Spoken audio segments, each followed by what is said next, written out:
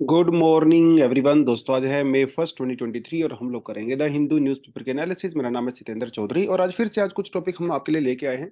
तो कौन कौन से टॉपिक रहेंगे, बार ब्रीफली देख लेते हैं। पहला टॉपिक रहेगा राजा रवि वर्मा के बारे में। इंडिया के बहुत बड़े पेंटर रहे हैं, जिनके ऊपर एक बॉलीवुड की मूवी भी बनी है, तो थोड़ा आज इनके बारे में बात करेंगे, न्यूज़ में क्यों है। उसके अलावा कुछ रेस्क्यू ऑपरेशंस के बारे में बात करेंगे जो इंडिया ने हाल फिलहाल में पिछले कुछ सालों में लिए हुए हैं। यहाँ से यूपीएससी में ऑलरेडी क्वेश्चन आ चुका है, तो वो भी थोड़ा हम लोग देखेंगे। त्रिशूर पूरम फेस्टिवल के बारे में बात करेंगे। अभी केरला के अंदर ये फेस्टिवल चल रहा है, बहुत इंपॉर्टेंट फेस्टिवल है, साउथ इंडिया में one of the largest festival ये माना जाता है। इसके बारे में बात करेंगे अपने आर्ट एंड कल्चर वाले सेक्शन से। उसके अलावा सेक्स डिटर्मिनेशन जो लॉ है इंडिया में, जिसे हम लोग पीसीपीएनडीटी एक्ट कहते हैं, उसके अंदर कुछ लूप होल्स हैं जो अभी दिल्ली हाई कोर्ट ने यहाँ पे जिनके बारे में बात किया है, थोड़ा उसके बारे में जान सकते हैं। उसके अलावा आजकल आपको पता ही है कि भैया जो डॉग बाइट्स, यानी कि जो कुत्ते काटने के जो केसेस हैं, बहुत ज्यादा बढ़ रहे हैं, स्पेशली अर्बन एरियाज में as compare to rural areas. तो उसका कारण क्या है, क्यों ऐसा हो रहा है, उसके इस एक एस्पेक्ट के बारे में बात करेंगे। उसके अलावा सोशल जस्टिस के बारे में थोड़ा सा बात करेंगे, ये है आज का एडिटोरियल सेक्शन। और कुछ एमसीक्यूज देखेंगे प्रीवियस ईयर क्वेश्चंस वाले, और जो हम लोगों ने सैटरडे को आपसे कुछ एमसीक्यूज पूछे थे, तो उसके आंसर भी हम आज यहाँ पे कर सकते हैं। चलिए जी। तो स्वामी विवेकानंद जी के कोट के साथ शुरू करते हैं। Arise awake and stop not until the goal is reached. मतलब उठिए, जागिए, और तब तक नहीं रुकना है भाई जब तक अपना गोल अचीव नहीं हो जाता है। तो यूपीएससी एस्पिरेंट के लिए तो सबसे बढ़िया कोट है ये।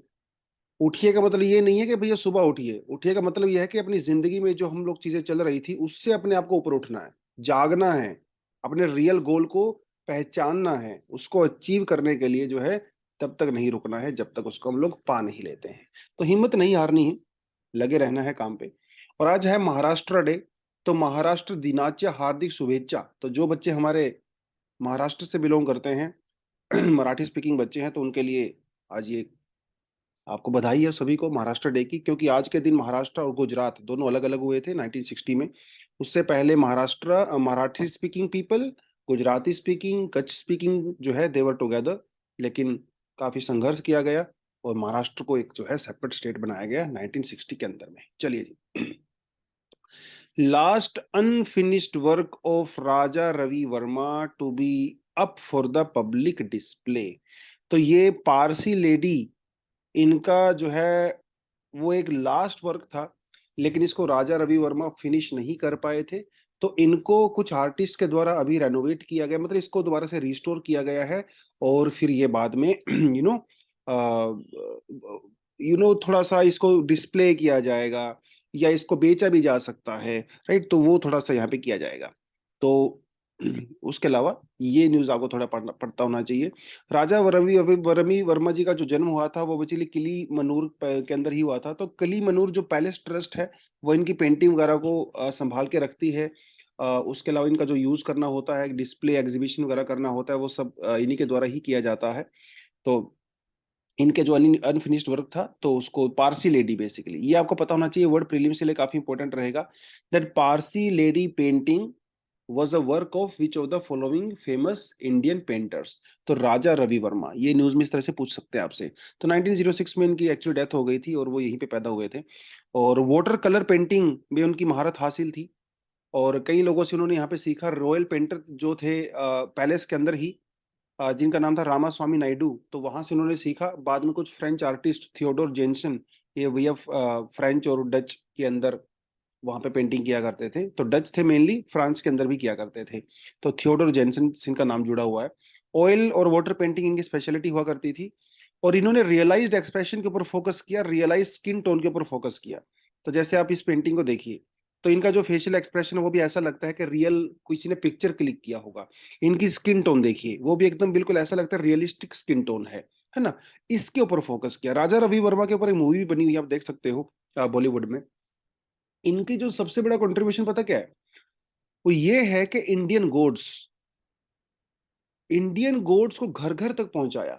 क्योंकि इन्होंने प्रेस की शुरुआत की, लिथोग्राफिक प्रेस इन बॉम्बे 1984 में। तो ये जो पेंटिंग बनाया करते थे ना, राम कृष्ण सीता और शिवा विष्णु पार्वती, इनकी पेंटिंग्स बनाया करते थे। इससे पहले लोगों के घर के अंदर पेंटिंग नहीं हुआ करती थी गोड्स की। क्योंकि प्रेस वगैरह तो थी नहीं, तो लोग दर्शन करने के लिए मंदिरों में जाया करते थे। तो इन्होंने पेंटिंग्स बनाई और उस पेंटिंग्स को प्रिंट किया, और फिर घर घर के अंदर जो है इंडियन गोड्स पहुंच गए। इसका जो पूरा क्रेडिट है वो एक्चुअली राजा रवि वर्मा को ही जाता है। और प्रेजेंट आज के समय में भी जब हम लोग देवी देवताओं की मूर्तियां देखते हैं या उनकी फोटोज देखते हैं, वो फोटोज बेसिकली राजे रवि वर्मा की इमेजिनेशन से बोलिए या फिर उन्होंने किसी पर्सन की बनाई थी, उसको आज हम लोग आज भी यूज करते हैं। तो इनका बड़ा कंट्रीब्यूशन है इंडियन, खासकर ये कॉमन पीपल तक जो है पेंटिंग पहुंचाने में। उसके अलावा इन्होंने कई और इम्पोर्टेंट काम भी हैं इनके, जैसे Shakuntala Nair lady adorning her hair, there comes papa, galaxy of the musicians, ये Damayanti talking with the swan, Maharaja Shivaji. तो ये कुछ इनके पेंटिंग है, बेसिकली उनके टाइटल है पेंटिंग्स पर, आप देख सकते हो। यूपीएससी में ऑलरेडी यहाँ से क्वेश्चन आ चुका है, आप यहाँ पे क्लियरली देख सकते हो सीरियल नंबर। ये फोक पेंटिंग्स हैं, पट्टचित्रा आसाम, पटवा आर्ट झारखंड, पेतकार पेंटिंग ओडिशा, फाड़ पेंटिंग महाराष्ट्र। तो यूपीएससी में क्वेश्चन पूछा गया था only 1 pair, only 2 pair, 3 pair and 4 pair. तो ये भैया चारों के चारों पेयर जो है यहाँ पे बिल्कुल सही हैं, और एक्सप्लेनेशन में थोड़ा मैंने आपके लिए दिया हुआ है। पत्त चित्रा, पत्त मतलब समझते हो, पत्त मतलब पत्ता, तो वहीं से इसका नाम आया है। पत्तों के ऊपर, लीव्स के ऊपर जो है वो बनाया जाता था। संस्कृत वर्ड है पत्ता, जहां से विच मीन्स कैनवस क्लोथ। ठीक है, बाद में कैनवस क्लोथ होने लगा, शुरुआत में पत्ता just means that leave. Later on, क्योंकि लीव्स के ऊपर जब आप पेंटिंग करते हो तो वो जल्दी डिस्ट्रॉय हो जाती है, तो इसलिए फिर बाद में क्लोथ है कैनवस के ऊपर जो है वो किया जाने लगा। नो पेंसिल और चारकोल इज यूज, ये बड़ी इंपॉर्टेंट पॉइंट है पत्त चित्रा के अंदर। ब्रश का यूज किया जाता है, और ये जो ब्रश में यूजली रेड और येलो कलर से जो आउटलाइन दी जाती है, बाद में उसके अंदर जो है कलर को फिल किया जाता है। उसके बाद हमारे पास पटुआ आर्ट आती है, जो कि आर्ट ऑफ बंगाल है, और ये बहुत साल पुरानी है, थाउजेंड्स ऑफ इयर्स पुरानी है ये। और ये शुरुआत में आप देख सकते हो, it started out as a village tradition by painters telling Mangal Kavyas और auspicious story of the gods and goddesses. तो आज भी जो पटुआ आर्ट के अंदर जो थीम है वही है, गॉड्स और गॉडेसेस की थीम रहती है। पेतकार पेंटिंग आप देख सकते हो, पीपल ऑफ झारखंड, तो वहां से शुरुआत की गई थी। ये एक स्क्रोल पेंटिंग जैसा होता है, स्क्रोल पेंटिंग में समझते हो ना, वो स्क्रोल इस तरह से होता है, ये इस तरह से एक स्क्रोल होता है। तो ये जब स्क्रोल ऐसे रोटेट करता है, तो ये इसके नीचे कपड़ा लगा होता है, इस स्क्रोल के नीचे। तो जैसे जैसे ये स्क्रोल घूमता रहता है, तो इसके ऊपर जो है वो पेंटिंग होती रहती है। ठीक है, राजस्थान में भी काफी यूज किया जाता है स्क्रोल पेंटिंग का। तो इस तरह से रहता है ये। मतलब फाड़ पेंटिंग जो होती है, it's a predominantly found in the Rajasthan, and it's also a scroll type. तो ऊपर वाला भी स्क्रोल टाइप का है, ये भी स्क्रोल टाइप का है। ठीक है, ये खासकर रिलीजियस और नेचुरल जो है इसके अंदर की जाती है। तो ये थोड़ा सा आपको इसके बारे में पता होना चाहिए। चलिए जी। 229 more Indians reach home after war torn Sudan. Sudan की लोकेशंस वगैरह के बारे में हम लोग पहले बात कर चुके हैं, 2-3 दिन पहले किया था हम लोगों ने। लेकिन थैंकफुली जो ऑपरेशन सरकार ने किया है, ऑपरेशन का नाम क्या है? ऑपरेशन कावेरी, जो सूडान से हम लोग अपने लोगों को निकालने के लिए कर रहे हैं। ऑपरेशन कावेरी, आपको ये याद होना चाहिए। उसके अलावा इंडिया कई सारे ऑपरेशन कर चुका है प्रीवियसली, यहाँ पे एग्जाम में क्वेश्चन भी पूछा जा चुका है। ऑपरेशन संकट मोचन सूडान, ऑपरेशन इंसानियत, ऑपरेशन गंगा, ऑपरेशन देवी शक्ति। तो इसमें से भैया कितने पेयर जो है वो करेक्ट हैं, तो ये आपको मुझे कमेंट सेक्शन में बताना है। ठीक है, ऑपरेशन संकट मोचन 2016 में सूडान के लिए किया गया था। ऑपरेशन इंसानियत 2017 में ये बांग्लादेश को ह्यूमैनिटेरियन असिस्टेंस देने के लिए किया गया था। उसके अलावा ऑपरेशन गंगा ये जो है यूक्रेन के लिए किया गया था, और ऑपरेशन देवी शक्ति ये अफगानिस्तान के लिए किया गया था। और अभी जो ऑपरेशन कावेरी चल रहा है, वो हम लोग किसके लिए कर रहे हैं? सूडान के लिए कर रहे हैं। तो इसके लिए हम लोग कर रहे हैं कावेरी। ठीक है, चलो जी। थिसूर पूरम सेलिब्रेटेड विद स्प्लेंडर। तो ये थिसूर जो फेस्टिवल है, साउथ इंडिया में one of the largest festival इसको माना जाता है। 3 दिन तक ये फेस्टिवल चलता है, मतलब 36 आवर्स तक चलता है वैसे ये। ठीक है, 36 आवर्स तक इसको चला जाता है। थिसूर में जो है इसको मनाया जाता है। आप यहाँ पे क्लियरली देख सकते हो पिक्चर्स वगैरह में, और पिक्चर आपके लिए एक दो ऐड कर रखी है मैंने, यार देखिए। ठीक है, इसमें एलिफेंट्स का काफी यूज किया जाता है। और ये एनुअल हिंदू फेस्टिवल होता है। वैसे तो नाम का ये हिंदू फेस्टिवल है, मतलब ये वैसे तो शिवा को डेडिकेटेड है, क्योंकि यहाँ पे जो टेम्पल है ये वाला टेम्पल, वदाकुनुथन टेम्पल, ठीक है, जो थिसूर के अंदर पड़ता है, ये शिवा टेम्पल है। बट वैसे देखा जाए तो सेलिब्रेशन के तरीके से ये एक सेकुलर जो है फेस्टिवल माना जाता है। यहाँ पे मुस्लिम क्रिश्चियन जो है सब जो है यहाँ पे आते हैं, पार्टिसिपेट करते हैं। जैसे छतरी है, अम्ब्रेला, तो ये क्रिश्चियंस के द्वारा बनाया जाता है। उसके अलावा कुछ और जो चीज़ यहाँ पे पंडाल वगैरह वो सब बनाए जाते हैं, वो मुस्लिम आर्टिशंस के द्वारा बनाए जाते हैं। तो इस तरह का रहता है ये। और इसकी शुरुआत 1700 समथिंग में हुई थी। कहानी में मैं ज्यादा नहीं जाऊंगा, इसके पीछे की कहानी क्या थी। बेसिकली ये पूरम जो फेस्टिवल है ना, पहले केरला में मनाया जाया करता था, ठीक है। लेकिन एक साल ऐसा हुआ कि वहां पे बहुत बारिश हो गई, तो ये वाला जो टेम्पल है वो उसके अंदर पार्टिसिपेट नहीं कर पाया। तो इन्होंने राजा से बोला कि साहब ऐसे ऐसे करके, मतलब उनका राजा का नाम था ये वाला, ठीक है, संथन थम्पुरम। तो उनको बोला सर थोड़ा सा देख लीजिए कि हमारे टेम्पल को वहाँ पे पार्टिसिपेट नहीं करने दिया गया है। तो इन्होंने कहा कि कोई बात नहीं, हम आपके लिए नया फेस्टिवल शुरू करेंगे। तो ये महाराजा ऑफ कोचिन थे। इनको वैसे नाम तो राजा राम वर्मा, बट इनको जो है आप सत्थन और थम्पुरम भी कहते थे। इन्होंने इस टेम्पल को शुरू किया था। और एक्चुअली वहाँ पे 10 टेम्पल होते हैं। तो ये जो वदाकुंदन टेम्पल है, इसके आसपास के जो दूसरे टेम्पल हैं उनको भी कंबाइन करके ये थिसुरपुरम का जो है यहाँ पे यूज किया गया। और ये थिसुरपुरम बेसिकली अप्रैल और मई के महीने में ही मनाया जाता है, जिसे वहाँ पे लैंग्वेज में मेदम कहा जाता है, मेदम, ठीक है। कुछ कुछ चीजें बस आपको ये पता होनी चाहिए। It consist of the 10 temples, जैसा कि यहाँ पे लिखा हुआ है। The Pooram officially begins with the flag hosting ceremony, जिसे कोडियट्टम कहते हैं, ठीक है। तो फ्लैग, झंडा जो है वो फहराया जाता है, कोडियट्टम इसको कहा जाता है। All the participant temple of the Thrissur Pooram are present at the ceremony and there is a light firework to announce the ceremonial commencement of the festival. The सातवां जो दिन होता है, जिस दिन बेसिकली इसको खत्म किया जाता है, लास्ट वाली जो सेरेमनी होती है वो 36 आवर्स की होती है। 7 day of the Pooram is the last day, और 7 डे वाले को कहा जाता है पाकलपुरम, ठीक है। पाकलपुरम लास्ट जो सेरेमनी है 36 आवर्स तक कंटिन्यूस चलती है। तो ये थोड़ी थोड़ी चीजों का पता होनी चाहिए एग्जाम के परस्पेक्टिव से। पाकलपुरम क्या है, ये टेम्पल कौन से स्टेट के अंदर पड़ता है, केरला के अंदर पड़ता है, ठीक है। ये जो किंग का नाम है सथम थम्पुरम, ये भी आपको पता होना चाहिए, महाराज ऑफ कोचिन। ये मंथ आपको पता होना चाहिए, मैडम। छोटी छोटी चीजें, एनुअल फेस्टिवल होता है ये, थोड़ी थोड़ी चीजें एग्जाम के परस्पेक्टिव से। सैटरडे को आपसे क्वेश्चन पूछे गए थे, 3 क्वेश्चन, 2018, 2020, 2019 वाला। और इनके क्वेश्चन जो है आंसर आपके सामने है, आप यहाँ पे क्लियरली देख सकते हैं। चलिए जी। Grey areas in law banning prenatal sex determination need fixing. Prenatal sex determination मतलब ये है कि भाई बच्चे की डिलीवरी से पहले अगर कोई क्लिनिक या फिर कोई पेरेंट्स या कोई भी आदमी अगर उस बच्चे का सेक्स जानना चाहता है कि वो मेल है या फीमेल है, तो उसे कहते हैं प्रीनेटल सेक्स डिटर्मिनेशन। और आपको ये पता है कि इंडिया में बहुत ज्यादा इलीगल है, इलीगल है बहुत ज्यादा, तो क्या है वो इलीगल ही हो गया जब, ठीक है। इसकी जो शुरुआत है वो 1994 में इसको जो है बेसिकली पास किया गया था, क्योंकि उस समय में इंडिया में सेक्स रेशो जो है बहुत पुअर हो गया था। तो सरकार ने आइडिया लगाया कि भाई इसके पीछे रीजन यही है कि लोग सेक्स डिटर्मिनेशन करवाते हैं, अगर गर्ल होती है तो उसका अबॉर्शन करवा देते हैं, क्योंकि बॉय की हमारे यहाँ पे डिमांड बहुत ज्यादा रहती है फैमिलीज के अंदर। तो तब से इसकी जो है शुरुआत की गई थी। बाद में इसको एक दो बार अमेंडमेंट भी किया गया, क्योंकि इसके अंदर कुछ लूप होल्स थे। लेकिन अभी भी इसके अंदर कुछ लूप होल्स हैं, और ये दिल्ली हाई कोर्ट ने अभी इसको ऑब्जर्व किया है। तो क्या है वो लूप होल्स, आपको हल्का सा मैं बता देता हूँ। देखिए पुलिस जो फोर्स होती है ना, देखिए कोई हॉस्पिटल या क्लिनिक अगर वो सेक्स डिटर्मिनेशन टेक्नोलॉजी का यूज करता है, जैसे अल्ट्रासाउंड वगैरह हो गया, अल्ट्रासाउंड वैसे तो यूज कर किया ही जाता है, लेकिन अगर वो सेक्स डिटर्मिनेशन के लिए करते हैं तो उस मशीन को सीज किया जा सकता है by appropriate authority, not by the police. तो बेसिकली यहाँ पे पुलिस प्राइमरी अथॉरिटी नहीं है रेड करने के लिए, सीजर करने के लिए नहीं है, समझ रहे हो बात। लेकिन होता क्या है, आम आदमी क्या सोचता है, आम आदमी तो सबसे पहले पुलिस के पास ही जाएगा। ऑब्वियस सी बात है, उसको थोड़ी ना पता है भाई किसके पास मुझे जाना है नहीं जाना है। तो समस्या ये है कि आम आदमी को जो कोई ऐसी समस्या आती है तो वो जाता है पुलिस के पास, पुलिस करती है रेड, उसको सीज कर लेती है, डॉक्टर को पकड़ लेती है। लेकिन कानून कहता है कि भैया पुलिस यहाँ पे प्राइमरी फोर्स है ही नहीं।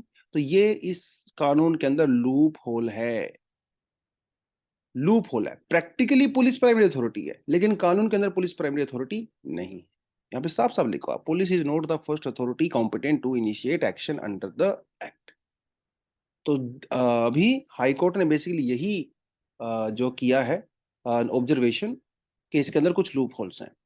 Power of the investigation, search, seizure, raid, cancellation or suspension of the registration of the medical center and the facility have been given to the appropriate authority. The offenses under the act have been made cognizable without vesting the power of the rest in the appropriate authority. मतलब cognizable offense होता है ये, तो थोड़ी थोड़ी चीजें आपको पता होनी चाहिए, ठीक है। तो ये 1994 का जो कानून था उसको पूरा कुछ डिटेल मैंने आपके लिए यहाँ पे ऐड कर दी है। तो act provides a prohibition of the sex selection, of course ये नहीं हो सकता है। It regulates the use of the prenatal technology, जैसे अल्ट्रासाउंड, ठीक है, एमनियोसेंटेसिस जो होता है, प्रेग्नेंट लेडीज जो टेस्ट वगैरह करवाती हैं वो सब करके। और नो लैबोरेटरी और the clinic will be conduct any test including ultrasonography for the purpose of determination. ये तो वही बार बार रिपीट करके उसी बात को बोला गया है, ठीक है। कोई भी पर्सन जो इस पूरी प्रोसेस में इन्वॉल्व होता है, जो मतलब अल्ट्रासाउंड वगैरह करते हैं, वो किसी भी तरह से कम्युनिकेट नहीं करेंगे किसी भी को इंसान को भी, चाहे उसके मम्मी हो पापा हो किसी को भी, कि ये लड़का है ये लड़की है, किसी भी तरीके से वर्ड्स साइंस और एनीथिंग। कई बार क्या होता है ना, ये जो जो क्लिनिशियंस होते हैं, ये डायरेक्टली नहीं बताते हैं बॉय या गर्ल है, इशारों में बात करते हैं। जैसे एक मूवी भी आई थी थोड़े समय पहले रणबीर सिंह की, उसमें क्या होता है, अगर लड़का होता है तो बोलते हैं जय श्री कृष्णा, अगर लड़की होती है तो बोलते हैं जय माता दी। तो इस तरह का जो है कुछ इशारे रहता है, ये भी इलीगल होता है, ये भी इलीगल है। तो हर अल्ट्रासाउंड जो क्लिनिक है, जेनेटिक काउंसलिंग जो सेंटर्स वगैरह होते हैं, जेनेटिक लेबोरेटरीज होती हैं, उनको रजिस्टर करवाना पड़ता है, ठीक है। और हर किसी का रिकॉर्ड मेंटेन करना पड़ता है, जो भी पेशेंट वहां पे आता है या जो भी महिला वहां पे आती है उसको मेंटेन करना पड़ता है, ठीक है। और कोई भी इंसान, if any person who puts an advertisement for the prenatal और the precondition sex determination facility, उसके ऊपर 3 साल की उसको इम्प्रिजनमेंट हो सकती है, 10,000 रुपए का फाइन। हालांकि ये कोई ऐसा करता नहीं है, हॉस्पिटल वगैरह भाई सरेआम पोस्टर थोड़ी ना लगाएंगे कि यहाँ पे जो है सेक्स डिटर्मिनेशन किया जाता है ना, वो सब नहीं है यहाँ पे होता है एज सच। तो कौन कौन सी ऑफेंस इसके अंदर इंक्लूड होते हैं ऑलरेडी हम लोग बात कर चुके हैं। मतलब किसी के बारे में बताना, उसको कंडक्ट करना, सेल करना, डिस्ट्रीब्यूशन करना, सप्लाई करना, रेंटिंग करना, ऐसे अल्ट्रासाउंड मशीन्स वगैरह की, तो वो सब जो है ऑफेंसेस के अंदर में यहाँ पे इंक्लूड होते हैं। चलिए जी, नेक्स्ट जो अपने पास यहाँ पे आता है वो है आज का टेक्स्ट सेक्शन, जो कहता है stray dogs and the poor waste management. आजकल बड़े केस बढ़ रहे हैं भाई, खासकर अर्बन एरियाज में। कभी आपने देखा होगा कि 4 साल के बच्चे को कुत्तों ने काट के मार दिया, कहीं किसी बुजुर्ग को काट दिया उसको मार दिया। ऐसे केसेस काफी ज्यादा बढ़ रहे हैं, है ना। हालांकि इनके पीछे एग्जैक्ट रीजन क्या है वो हमें नहीं पता है, there is no clear evidence. But still कुछ स्टडीज ये कहती हैं कि जो वेस्ट मैनेजमेंट है, पुअर वेस्ट मैनेजमेंट, उसका एक लिंक हो सकता है डॉग बाइट्स का। कैसे रीजन हो सकता है? अभी देखिए श्रीनगर के अंदर केस आया, 64 ईयर ओल्ड वुमन जो है उसको काट दिया गया, उसको मार दिया अनफॉर्चुनेटली। केस इस तरह से बढ़ सकता है कि जो हमारे सिटीज है ना, उनकी कैरिंग कैपेसिटी से ऊपर चला गया। मतलब हर सिटी की कैपेसिटी होती है कि वो कितना वेस्ट डिस्पोजल मैनेज कर सकते हैं, लेकिन आजकल क्या है, बहुत ही ज्यादा फूड वेस्ट हो रहा है। हमारी सिटीज के अंदर आप देखिए हर साल 1,50,000 मीट्रिक टन सॉलिड वेस्ट जो है वो हर साल निकलता है, जिसमें से हार्डली हम लोग इसको मैनेज करते हैं। यूनाइटेड नेशन एनवायरमेंटल प्रोग्राम का ने भी यही कहा है कि 931 million ton of food available जो होता है, इसको कंज्यूमर्स वगैरह को, रेस्टोरेंट को, बाद में वो वेस्ट हो जाता है। ये 2019 की स्टडी है, समझ रहे हो। 50 किलोग्राम ऑफ फूड हर व्यक्ति वेस्ट करता है इंडिया में हर साल। 50 किलोग्राम बहुत ज्यादा होता है। अब ये वेस्ट जाता कहाँ है? ये वेस्ट जाता है डस्टबिन के अंदर। डस्टबिन से कहाँ जाता है? ये जाता है जो डंपिंग साइट्स होती है वहां पे जाता है। अब ये जो डंपिंग साइट होती है ना, वो बन जाती हैं कुत्तों का ठिकाना, क्योंकि कुत्तों को तो भूख लगी हुई है। तो जो स्लम एरिया होते हैं उनके आसपास ये गार्बेज जो डंपिंग साइट्स होती हैं, या जो दूसरे लैंडफिल्स होती हैं, अब कुत्ते बेचारे वहां चले जाते हैं, क्योंकि उनको तो भूख लगी हुई है, उनको तो जीना है ना भाई। तो उनकी सर्वाइवल टेक्निक है। इन्होंने ये भी कहा कि गांव और शहरों के कुत्तों में फर्क होता है। गांव बहुत स्लो होते हैं, खाना वाना मिल जाता होगा। शहरों में क्या है, बहुत फास्ट पेस सिटीज होती हैं, ट्रैफिक चल रही होती है, खाना प्रॉपर तरीके से लोग नहीं दे पाते हैं या नहीं भी मिलता है। तो फिर वो अपने सर्वाइवल की टेक्निक खोजते हैं। सर्वाइवल की टेक्निक यही होती है कि भाई किसी डंपिंग साइट में चले जाओ, वहां पे खाना वाना मिल जाएगा, तो बेचारे वहां पे जाके खाना खा लेते हैं। और कुत्तों की संख्या भी बहुत ज्यादा बढ़ रही है देश में। अभी 2019 का जो लाइव स्टॉक सेंसस हुआ था उसके अराउंड अकॉर्डिंग इंडिया में 1.5 लाख डॉग्स हैं, लेकिन 1.5 करोड़। कुछ इंडिपेंडेंट स्टडीज का यह कहना है कि यह संख्या एक्चुअली बहुत ज्यादा है, कम से कम 6.2 करोड़ डॉग जो है वो इंडिया में है। 2012-2020 के बीच में जो कुत्तों काटने का जो केस है वो डबल हो चुका है। इंडिया के अंदर दुनिया में सबसे ज्यादा रेबीज के केस पाए जाते हैं, ये भी एक बड़ी बात है। अब इनके पीछे रीजन क्या है? तो एक तो जी इन्होंने यही बात कर लिया, सॉलिड वेस्ट मैनेजमेंट प्रॉपर तरीके से नहीं होता है, ऑल दैट, वो सारी चीजें इन्होंने यहाँ पे बता दिया है। सॉल्यूशन क्या है? प्रॉब्लम पता चल गई। सॉल्यूशन है एनिमल बर्थ कंट्रोल प्रोग्राम्स, जिसके अंदर क्या होता है, स्टीरिलाइजेशन कैंपेन चलाए जाते हैं सिटीज के अंदर, इनको टीकाकरण किया जाता है। तो जिसके क्या होता है, जो मेल डॉग्स होते हैं वो इनफर्टाइल हो जाते हैं और वो बेबी पैदा नहीं कर पाते हैं। रेस्क्यू सेंटर्स वगैरह ओपन किए जा सकते हैं, अभी इंडिया में इनकी बहुत ज्यादा कमी है, वो हो सकते हैं। और एक चीज आप ये देखिए, जो डंपिंग साइट्स वगैरह होती हैं सिटीज के अंदर, वो बहुत दूर नहीं होती हैं, सिटीज के आसपास ही होती हैं, स्लम्स एरिया के आसपास रहती हैं, जो शहरों के आसपास जो छोटी कॉलोनीज होती हैं उसके आसपास रहती हैं। तो ऑफ कोर्स वहां पे पॉपुलेशन ज्यादा बढ़ जाती है कुत्तों की, तो वो कई बार अटैकिंग सिचुएशन में भी पहुंच जाते हैं। पुणे का एग्जांपल इन्होंने यहाँ पे दिया, शिवरेनी नगर स्लम जो है पुणे में, वहां पे 2021 में 300 केस आए थे जहाँ पे कुत्तों ने काट लिया था, वो सारी चीजें। खैर, तो एक तो ये हो गया कि भाई सोल्यूशन में आप एनिमल बर्थ कंट्रोल कर लीजिए, रेस्क्यू सेंटर्स वगैरह ओपन कर सकते हो, वैक्सीनेशन प्रॉपर तरीके से कर सकते हो आप डॉग्स की। लेकिन इंडिया में वैक्सीन बहुत इरेगुलर सप्लाई होती नहीं है, लो अवेयरनेस होती है ना, वो बहुत सारी चीजें, अनप्लैंड और अनरेगुलेटेड अर्बन डेवलपमेंट हमारे यहाँ पे किया जाता है। तो ये सारी जो प्रॉब्लम्स है, यही इसका सोल्यूशन है। वैक्सीन प्रोवाइड कराइए प्रॉपर तरीके से, अवेयरनेस लेके आइए, रेस्क्यू सेंटर्स ऑपरेशन कीजिए, बर्थ कंट्रोल प्रोग्राम अच्छे से चलाइए, वो कुछ चीजें यहाँ पे हो सकती हैं। ठीक है, लोगों को भी थोड़ा अवेयर होना पड़ेगा इस चीज के लिए, कि वो जो डॉग्स वगैरह जो फूड दे रहे हैं वो कहाँ दे रहे हैं, किस तरह से दे रहे हैं। हालांकि दिल्ली हाई कोर्ट ने तो ये कहा था कि भाई एक डेडिकेटेड साइट होनी चाहिए जो कम्युनिटी डॉग्स होते हैं उनको खाना खिलाने के लिए। आप कहीं पे भी खाना मत डालिए उनको, है ना, तो उनकी आदत खराब हो जाती है। तो ये कुछ कुछ चीजें थोड़ा सा इस आर्टिकल के अंदर जो डिस्कस किया गया है। एक और छोटा सा एडिटोरियल आज आया है, जिससे tread the new path, one that prioritises the social justice. तो बेसिकली ये मिस्टर गिलबर्ट एफ हुंगबो के द्वारा लिखा गया एडिटोरियल है, और वो डायरेक्टर जनरल है इंटरनेशनल लेबर ऑर्गेनाइजेशन के। तो जैसे आज महाराष्ट्र डे है, वैसे ही आज क्या है, आज लेबर डे भी है, 1 मई को। तो इन्होंने बात की है सोशल जस्टिस की, बात की है। सोशल जस्टिस की डेफिनेशन क्या होती है? सोशल जस्टिस का मतलब होता है that everyone deserves equal rights, opportunities and treatment regardless of their race, economic status, sexuality and the gender identity। सबको बराबर अधिकार मिलने चाहिए, बराबर अपॉर्चुनिटी मिलनी चाहिए, और सभी इंसानों को बराबर जो है वो ट्रीट किया जाना चाहिए। डजेंट मैटर वो कौन सी सेक्स, इकोनॉमिक स्टेटस क्या है, रेस क्या है, प्लेस ऑफ बर्थ क्या है, ये से कहते हैं social justice. Social justice also calls for the people to address historical inequalities in the political, social, and the economic system, and to provide help to those who have consistently been denied in equality. ये है social justice. मतलब historically जिन लोगों के साथ discrimination हुआ है, जैसे आप हमारे यहाँ पे जो है कास्ट सिस्टम के बारे में बात, कास्ट के बारे में बात कर सकते हो, उनको भी जस्टिस प्रोवाइड करवाना है।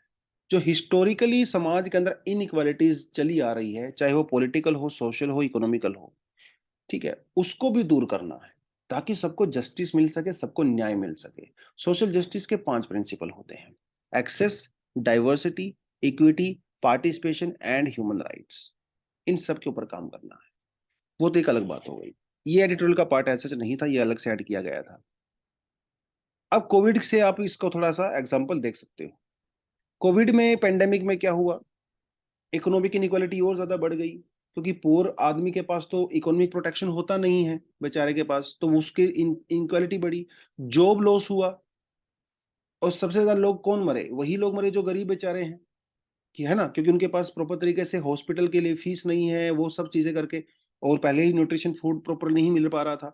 तो जो ऑलरेडी गरीब आदमी है, जो बैकवर्ड सेक्शन से आ रहा है, उसके ऊपर तो पहले ही मार पड़ रही थी कोविड से पहले, कोविड में और उसके अंदर मार पड़ गई। और हुआ क्या, वेज जो थोड़ा बहुत पैसा मिलता था वो भी खत्म हो गया।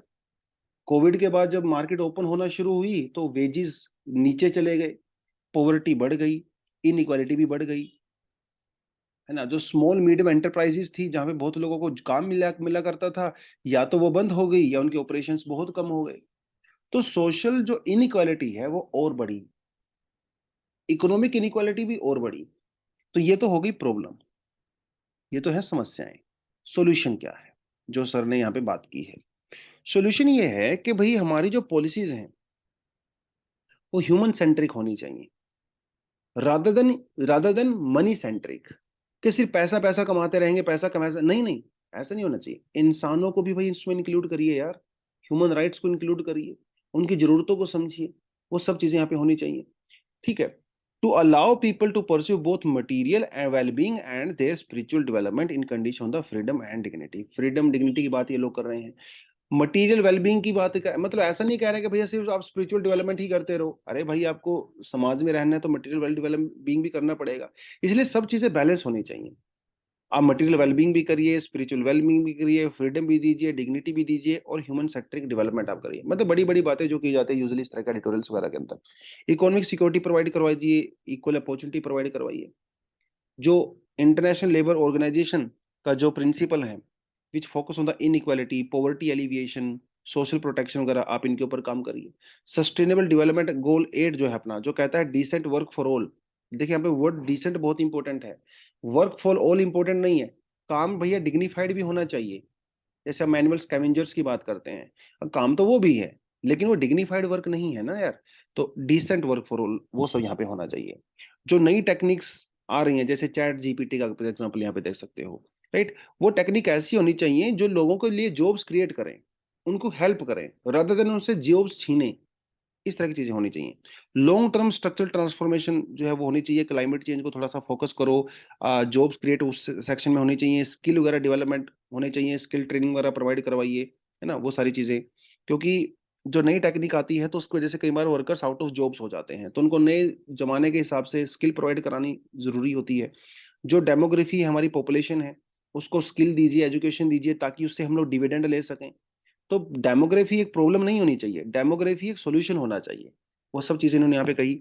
उसके अलावा हमारे जो लो रूल्स एंड रेगुलेशंस हैं वो भी एक इंटरनेशनल स्टैंडर्ड के हिसाब से होने चाहिए, अप टू डेट होने चाहिए। भैया बाबा आदम के जमाने के 150 साल पुराने लॉ चलते रहते हैं कई बार, उनको सब अब रिमूव करिए, है ना। इंटरनेशनल कोऑपरेशन करिए, तो जो भी डेमोक्रेटिक कंट्रीज हैं वो सारी चीजें जो सोशल जस्टिस या ह्यूमन ह्यूमन राइट्स के अंदर बिलीव करती हैं, उनको साथ में आना चाहिए।